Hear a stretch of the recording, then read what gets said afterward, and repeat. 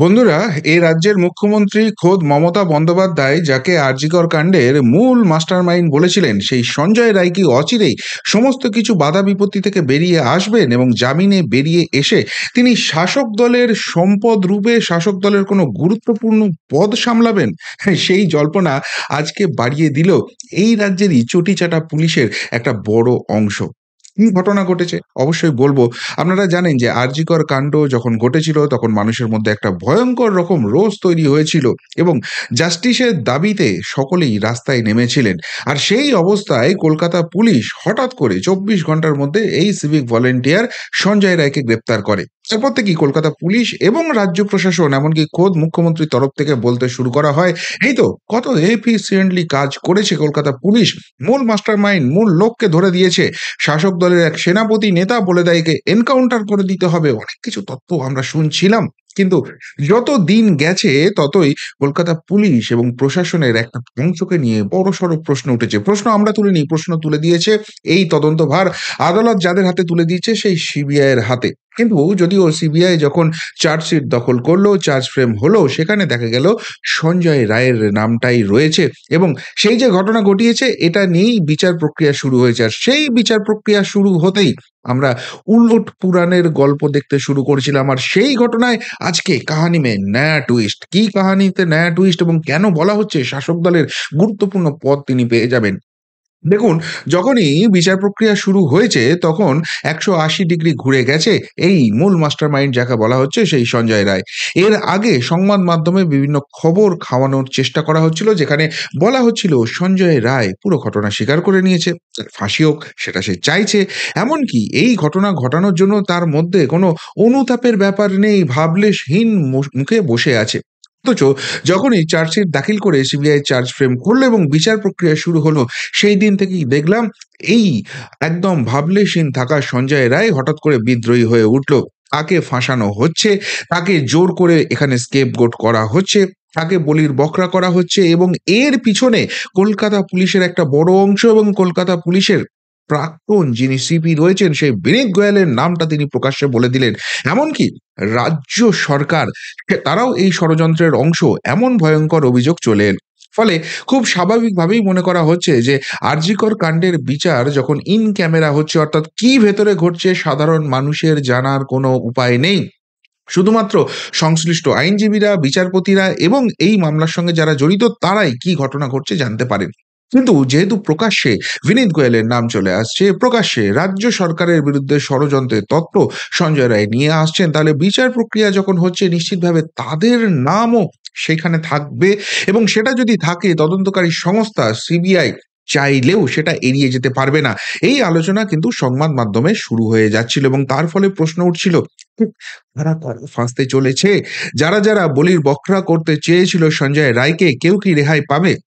আর তারপরেই আমরা অদ্ভুত একটা কাণ্ড দেখলাম, এই সঞ্জয় রায়কে কোর্টে আনার যে প্রসেস সেখানে বড় সড়ো চেঞ্জ চলে এলো। তাকে প্রিজন ভ্যানের জায়গায় কাঁচ ঢাকা কালো গাড়িতে নিয়ে আসা হচ্ছে, যাতে সঞ্জয় রায়ের মুখের টু শব্দটি সংবাদ মাধ্যমের সামনে না পৌঁছয়, আর তাহলেই সাধারণ মানুষও সেই কথা জানতে পারবে না। বিড়ম্বনার হাত থেকে বাঁচবে কলকাতা পুলিশ, বিড়ম্বনার হাত থেকে বাঁচবে এই রাজ্যের প্রশাসক এবং বিড়ম্বনার হাত থেকে বাঁচবে এই রাজ্যের শাসক দল। আরজিকর কাণ্ডের জন্য যাদের দিকে সাধারণ মানুষ মূলত হাত তুলছেন, আঙুল তুলছেন। এবার আজকে একটা গুরুত্বপূর্ণ ঘটনা দেখা গেল, যেটা বহুদিন আগের ঘটনায় আবার পিছিয়ে নিয়ে গেল। কি গুরুত্বপূর্ণ ঘটনা? যখন সঞ্জয় রায়কে আদালতে নিয়ে আসা হচ্ছে, হঠাৎ করে দেখা গেল পুলিশের একটা বড় অংশ অদ্ভুত একটা কাণ্ড করছেন। একসঙ্গে পুলিশের যত গাড়ি আছে সেখান থেকে প্যাঁ প্যাঁ প্যাঁ প্যাঁ করে হর্ন বাজানো শুরু হয়ে গেল এবং তার সঙ্গে সঙ্গে পুলিশের যে গাড়ি রয়েছে তার মাথায় ধপাধপ ধপাধপ ধপাধপ চাপড় পড়তে রইল। অর্থাৎ এমন একটা শব্দ ব্রহ্ম তৈরি করো যাতে সঞ্জয় রায় ওই কালো কাঁচ ঢাকা গাড়ি, যেখান থেকে তার শব্দ আসা সম্ভব নয়, তবুও যদি ওই আসা যাওয়ার পথেও সে কোনো কথা বলে নেয়, আরো কোনো রাঘব বোয়ালের নাম বলে দেয় এবং সিবিআই কেন সেখানে তদন্ত করছে না সেই নিয়ে আদালত বা সাধারণ মানুষ জবাবদিহি চাইতে শুরু করে, সেইটা বন্ধ করার প্রয়াস থেকে। আর এই জায়গা থেকেই মানুষ পিছিয়ে যাচ্ছে কিছুটা বছর আগে, যখন এই রাজ্যে সারদা কাণ্ডে গ্রেপ্তার হয়েছিল একজন। এবং চিৎকার করে করে বলতো যে এই রাজ্যের সারদা কাণ্ডের সুবিধাভোগীর সব থেকে বড় সুবিধাভোগীর নাম যিনি প্রশাসনের সর্বোচ্চ মাথায় বসে আছে, দাবি করত যে তার সঙ্গে মুখোমুখি বসিয়ে সেই সংশ্লিষ্ট ব্যক্তিকে জেরা করা হোক, সব সত্যিটা বেরিয়ে আসবে। প্রশ্ন তুলতো ডেলোর বৈঠক নিয়ে, এমনকি তাকে যে ফাঁসানো হচ্ছে তার প্রতিবাদে ঘুমের ওষুধ খেয়ে আত্মহত্যা করার মতো চেষ্টাও করেছে। সেই ঘটনার পর গঙ্গা দিয়ে বহু জল বেরিয়ে গেছে। আর এখন ওই সমস্ত কিছু থেকে বেরিয়ে এসে আল্টিমেটলি ওই চতুষ্পদ লেজে নাড়া চতুষ্পদের মতো সর্বক্ষণ সারা দিন ধরে ভৌ ভৌ ভৌ ভৌ করে যাচ্ছে। এবং কাকে ডিফেন্ড করছে, কার চুটি চেটে কাকে বাঁচাতে চাইছে? না, যাকে এই সারদা কাণ্ডের সব থেকে বড় সুবিধাভোগী বলে দাগিয়ে দিয়েছিল। তাহলে যে লোকটাকে এই রাজ্যেরই পুলিশ, এই রাজ্যের প্রশাসন গ্রেপ্তার করলো, সারদা কাণ্ডের ভয়ঙ্কর ভয়ঙ্কর অভিযোগ এলো এবং এত কিছু ঘটনা ঘটলো, দেখা গেল সেই লোকটাই যখন শাসক দলকে ডিফেন্ড করার ব্রত নিয়ে নিল, যে কোনো ইস্যুতে শাসক দলের হয়ে ভৌ ভৌ করে ব্যাটিং করার সিদ্ধান্ত নিয়ে নিল, তাকে বহাল তবিয়াতে পদে রেখে দেওয়া হলো, তাকে মুখপাত্র করে দেওয়া হলো। আর এর সেই দিনের সেই কণ্ঠ রুদ্ধ করার জন্য এই পুলিশের, এই চটিচাটা পুলিশেরই একটা অংশ সেই একই কাণ্ড করিয়েছিল। প্রিজন ব্যান ধপাধপ ধপাধপ করে চাপড়, যাতে তার শব্দ কিছুতেই সাংবাদিকদের কাছে না পৌঁছয়, মিডিয়া সেটা কভার করতে না পারে। তাহলে অস্বস্তি বেড়ে যেতে পারে পুলিশের, অস্বস্তি বেড়ে যেতে পারে প্রশাসনের। তাহলে সেই একই কাণ্ডে, ধপাধপ কাণ্ডের লোক যদি পদ পেয়ে যেতে পারে, যদি মুখপাত্র হয়ে যেতে পারে, শাসক দলের হয়ে এত কথা বলতে পারে, তাহলে সঞ্জয় রায়ের ভবিষ্যৎটাও কি সেই দিকেই এগোচ্ছে? এই কথা কিন্তু সোশ্যাল মিডিয়া জুড়ে চর্চা হতে শুরু করে দিয়েছে। কিন্তু জোকস অ্যাপার্ট, যে জায়গাটা সব থেকে গুরুত্বপূর্ণ, যে কলকাতা পুলিশ বা রাজ্য পুলিশের একটা বড় অংশ এই ঘটনা ঘটাচ্ছে কেন, কাকে বাঁচাতে চাইছে? বিনীত গোয়েল, যার মেরুদণ্ড নেই বলে জুনিয়র ডাক্তাররা আন্দোলনের সময় মেরুদণ্ড উপহার দিয়ে এসেছিল, যে বিনীত গোয়েলকে অনেক সার্টিফিকেট দেওয়ার চেষ্টা করা হয়েছিল, অনেকভাবে বাঁচানোর চেষ্টা করা হয়েছিল, কিন্তু যে স্বতঃস্ফূর্ত গণরোষ, যে ডাক্তারদের আন্দোলন, তার সামনে চাপে পড়ে প্রশাসনকে, রাজ্য সরকারকে শেষ পর্যন্ত বদল করার মতো কঠিন সিদ্ধান্ত নিতে হয়েছিল। যে বিনীত গোয়েল অনেক চিৎকার চেঁচামেচি করে আই এম অ্যাংরি করে নিজের রাগ বাংলার মানুষকে, কলকাতার মানুষকে দেখাতে চেয়েছিলেন, কিন্তু শেষ পর্যন্ত তার অ্যাংরি তার পকেটে ঢুকিয়ে তাকে সাইড করে দেওয়া হয়েছে। সেই বিনীত গোয়েলকে সাইড করার পরও তার ভূমিকা নিয়ে সাধারণ মানুষের মধ্যে প্রশ্নচিহ্ন ছিল। এবং সঞ্জয় রায় যখন এই বিচার প্রক্রিয়া চলার মাঝখানে সংবাদ মাধ্যমের সামনে তার নাম বলে দিল, তখন এই বিনীত গোয়েল কি এবার জেরার মুখে, এই বিনীত গোয়েল কি এবার তদন্তের সামনে, সেই প্রশ্নটা বড় করে দেখা দিল।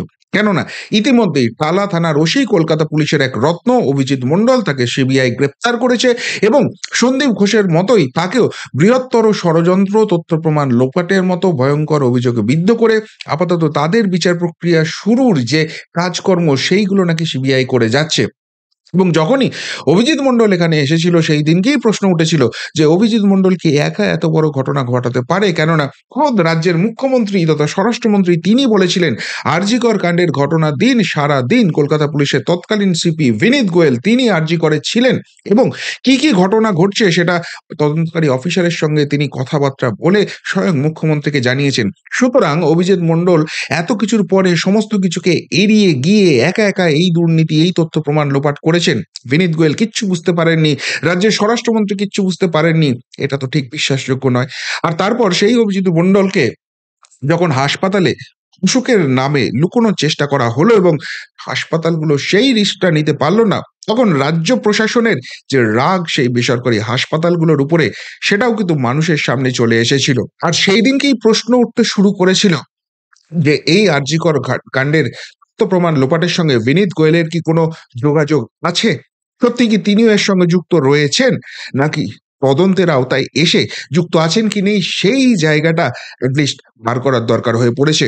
আর শুধুমাত্র বিনীত গোয়েলে গিয়েই কি সেই তদন্ত থেমে যাবে, নাকি তার থেকেও বড় কোনো মাথা অবধি পৌঁছবে?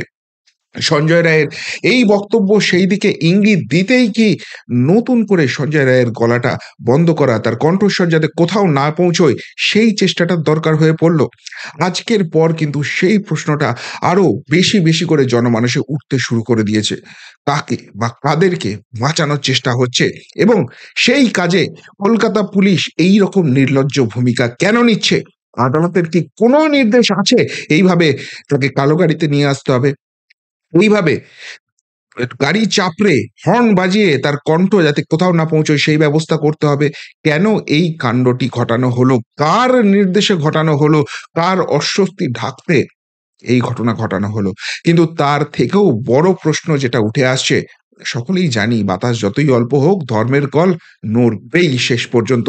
আর তাই এইসব করে সঞ্জয়ের কণ্ঠস্বর হয়তো এখন মানুষের কাছে পৌঁছচ্ছে না, সংবাদ মাধ্যমের সামনে পৌঁছচ্ছে না। কিন্তু যাদেরকে আড়াল করার জন্য, যাদেরকে বাঁচাবার জন্য এত মরিয়া চেষ্টা করা হচ্ছে, এত পাপ করার পর শেষ পর্যন্ত তারা রেহাই পাবে? কেননা এই দেশে এখনো আইন আছে, এখনো সংবিধান আছে এবং দেখা গেছে যত দেরিই হোক না কেন আইনের চোখে অপরাধ করলে শেষ পর্যন্ত কিন্তু শাস্তি পেতেই হয়।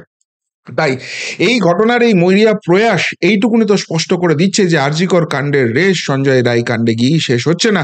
তার থেকেও অনেক, অনেক, অনেক বড়, বড় মাথা যুক্ত আছে এবং সঞ্জয় রায় মুখ খোলাতে তাদের অস্বস্তি বহু গুণ বেড়ে গেছে।